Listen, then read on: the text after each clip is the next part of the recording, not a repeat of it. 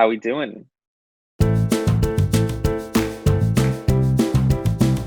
Welcome back to another episode of Multilinguish at Home. I'm Dylan Lyons, and I'm joined by my colleagues, Allie, Aylin, and Taylor, to give you some knowledge gems, to share some language-related things that they've learned recently. So I'm glad to have you all here. Thanks for having us. Yeah, thanks. Of course. So, Allie, do you want to kick us off? Sure. So my language-related thing is actually a language itself, because I've been learning Latin American Spanish with Babbel lately. We recently just released Latin American Spanish on all platforms, and so I've been using the app to practice every day now for the past, I want to say week and a half, and it's been going really well. Yeah, thank you. It's been really exciting because it's something that I've always wanted to do, and now I'm, finally have all this time to do it. And I find that it's been a really nice way to just focus on something other than the global pandemic at hand for, 15, 20 minutes a day. And I've been having a really good time with it. I'm learning everyday lessons about how to say how to make plans and how to talk about myself or my job and stuff like that. And so it's been really, really fun so far. And the lessons are super, super easy and interesting. And it explains grammar structure and why certain things are said certain ways along the way. So it's been really easy to digest, which has been really fun. Yeah. Are you totally new to Spanish? I have studied Spanish with Babbel a little bit before, but previously with the Spain Spanish option. Right. So I'm basically starting Latin American Spanish from scratch. I took Latin in high school. I did French in college. I'm basically completely new to Spanish. Cool. Yeah. That's awesome. Good for you. I'm impressed that you stuck with it every day. I feel like it's easy to just give up sometimes with any new hobby or skill. Definitely. I'm definitely guilty of giving up on a lot of hobbies, but what's nice about Babbel is that they'll send you reminders on your phone to do a lesson, or you can also don't forget. Also, if you look in your activity on your profile, it will show you if basically a calendar to say which days you've done it and stuff. And so I just like being able to knock out a lesson every day. That's cool. So I can fill that out. I should get back on Spanish and try to brush up. Yeah, we can practice together. Yeah. Ooh, nice. Hola. Hola. All right. So my fun language fact has to do with taboo words. So there's words that we say that you may not have even known were a way to avoid saying taboo words in the olden days. So it's really interesting. So one of these words is actually bear, like the animal. Yeah. So I guess my favorite animal. Your favorite animal, Allie. In the past, I guess people were really scared of these wild bears or these wild animals that happen to be bears that were running around. So I guess that hunters were afraid of saying their true name because that might summon them somehow and they'll come attack. So instead they called them the brown one, Bero, in Proto-Germanic. And so they just kept calling it that. And then it kind of stuck as English formed, and as we continued developing language, we just kept calling it bear, even though that was not the real name of the animal. That's just a way to refer to it slickly without calling it forth. People aren't exactly sure what the real name was, but one suggestion is that it's something similar to Artco, and that it may have come from ancient Greek, but no one really knows for sure. So it's just bear now, which is funny. And the other interesting thing is some languages also called it and still do other pleasant names to also avoid the taboo of summoning a bear. So in Slavic languages, they call it medved, which means honey eater. Yeah, it's really cute. And actually, I think Swedish has a name for wolf that's like a similar thing, Yes, right? I was just gonna say, because this is Swedish has a name for wolf, which is varg, which is not the word they use in Norway or Denmark, which was the old word ulv, which as if you listen to it, it sounds a lot like wolf, or wolf in German, ulv. So that's sort of the relationship. But in order to not summon the wolf, you would call it varg, which I don't know exactly what it means, but I think it.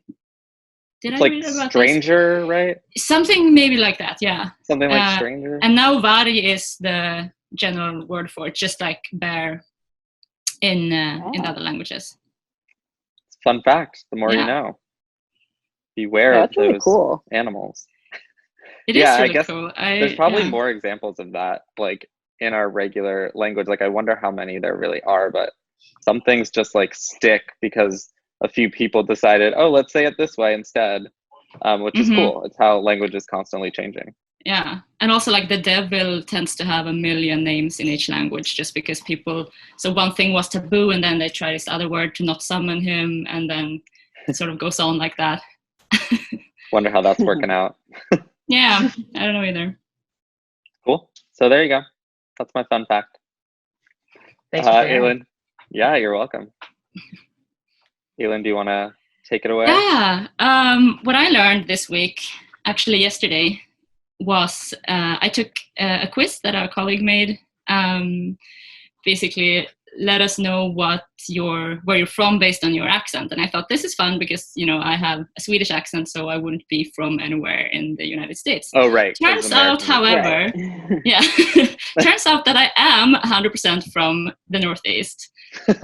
So that's strange. Ooh. And I took another test, which had more questions, or like a quiz, and got the same result, basically. Interesting. Wow.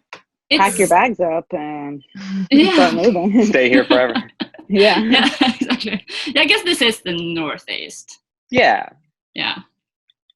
Is this this is the only state you've lived in, right? Exactly. So this is the only state that I've lived in. I have been to other places in the US, but yeah. So I was wondering if this is because I live here, but it's been such a short time, and I've been speaking English since forever.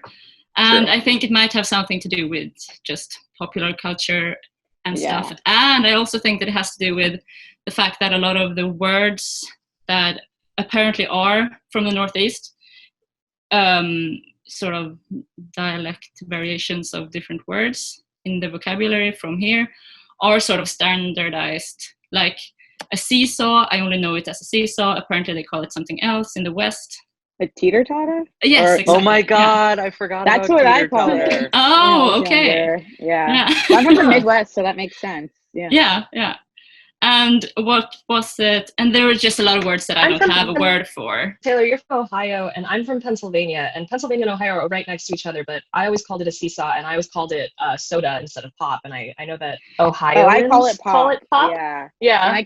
When I came here, I felt chastised because everyone was just like, "What did you say?"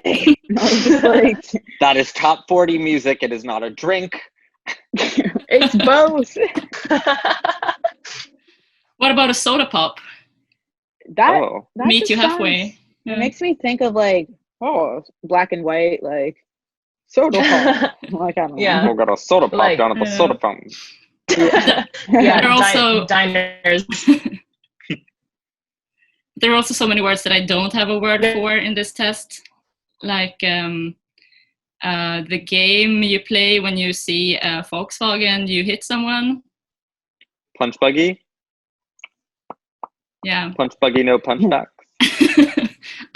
I don't know, I don't have a name for this, but I thought it was interesting to find out that so obviously I have a Swedish accent, as you all know. So I don't really have any American accent, but I have certain American vocabulary, I suppose. I mean, I guess in school we learned British English, like most of Europe does. Also, really large part of Asia and the rest of the world, I guess, because, I don't know, the importance of the Commonwealth and so on. Right. But then at a certain point, I believe that a lot of Europeans decide to switch to American, which it creates this sort of weird mix. And I think, I mean, a lot of our colleagues in Berlin who are from all over Europe tend to have a more British vocabulary. They say they're looking for a new flat, or they ask if we should take the lift, and so on. That's true. Yeah. It's kind of interesting how you more or less have to pick an accent when you get to a certain level of English. And I don't know, I Googled this, and it's a very common thing for people to ask the internet, like, which accent should I pick? What should I do? That's so cool. I wish I could pick my accent. Yeah. But I mean, you can just start talking like, I don't know, Californian. Southern accent. Yeah. Hey, how are you doing? Sorry, that is not it. We can start British. Because our textbooks and stuff in school and everything, you know, the little tapes that come with the textbooks, they were all in British English, even like sort of received pronunciation, Queen's English kind of thing. That very few people actually speak like that. So in a way, it's a very conservative way of teaching English that I don't know if they're doing anymore, or if it's more, I don't know, a little bit more real life focus now. Yeah. Yeah. That's super interesting. Mm-hmm. Yeah, so that's what I learned, that I am from the northeast of the US.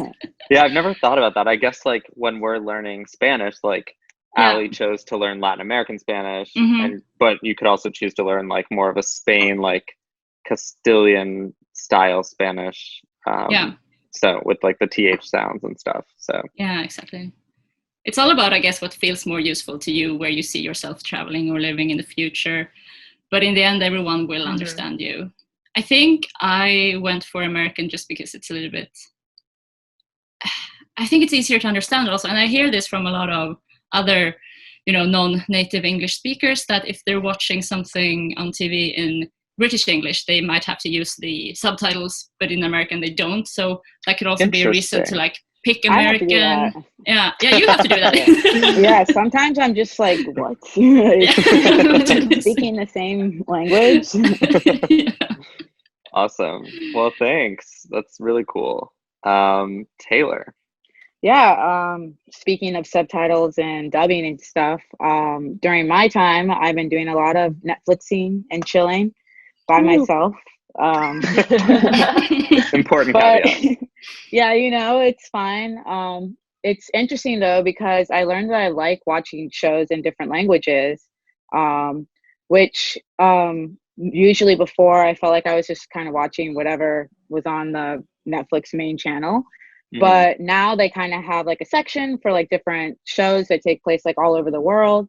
So specifically, I've been into the show called Elite/Elite. I'm not sure how to say it, but it's 2 seasons. It's basically like a teen drama trying to solve a murder mystery that takes place in Spain. And what's interesting was, so the first season I watched it completely dubbed over. So they were obviously speaking Spanish, but I was kind of too lazy to even listen to it in Spanish. So when I first started watching it, it was kind of strange because they'd be walking around in Spain, beautiful architecture, and then they had these like thick Jersey accents. And kind of like took away from the storyline, because I'm like, like all this historical stuff they're walking around, and then it's like these like Jersey accents. So I'm like, okay, maybe next season I'm gonna try to watch it like in Spanish, in the native tongue. And it definitely made a difference. I don't know Spanish, but I felt just like kind of hearing it and watching their mannerisms and like subtitles with it, it definitely added more to the story, and like kind of like I felt like I was more into the show. And also like you kind of get to see a lot of like cultural things that you probably wouldn't have noticed since you're sitting at home Netflixing, like how much they curse in creative ways.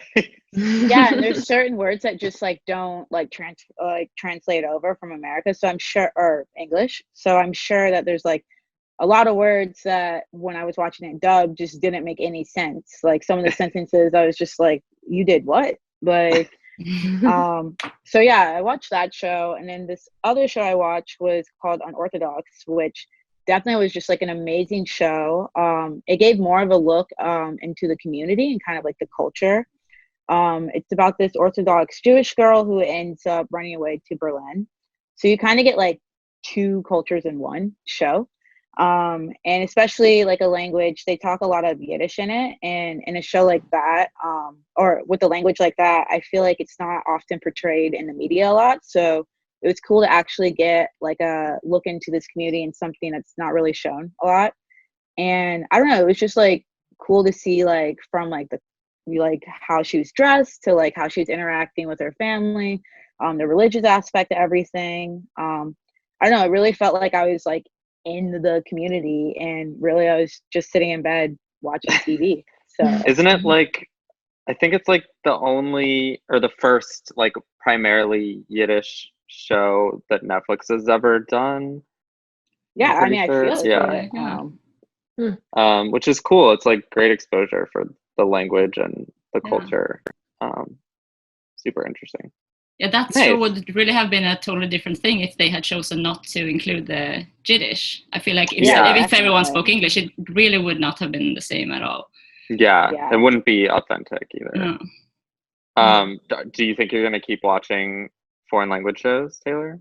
Oh, definitely. I feel like now it's like I have a whole new genre of like shows to watch. And like, not gonna lie, people look pretty good on these shows, so that's another plus with the accents too. So yeah, like I think it's, you know, something to pass by, and I don't feel completely useless because I'm actually learning something while watching these shows. Awesome. Cool. Well, thanks everyone for sharing. This was fun, and it was good to get to see each other and go around and talk about what we're learning. So Yeah. thank you, Yeah. and enjoy your viewing and your Spanish learning and your figuring out where you belong. Thank you.